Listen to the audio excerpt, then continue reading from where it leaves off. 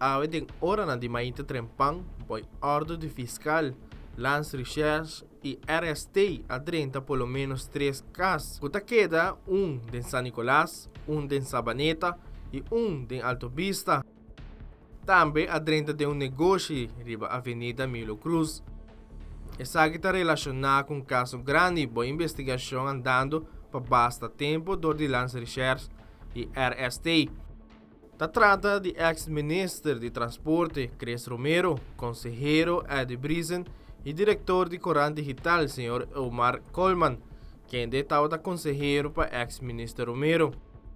Há uma entrada judicial na casa de ex-ministro na Sabaneta, na casa de Sr. Brisen na Alto Vista e na casa de Sr. Coleman na Butuco.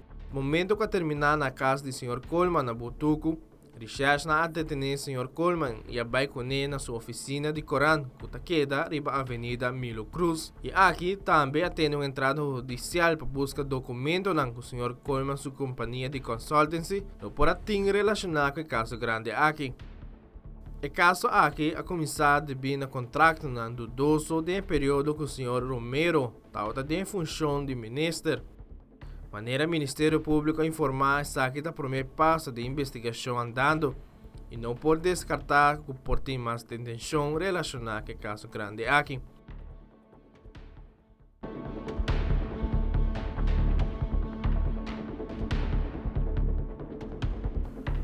Wilfred van der Biesen, Tele Notícia.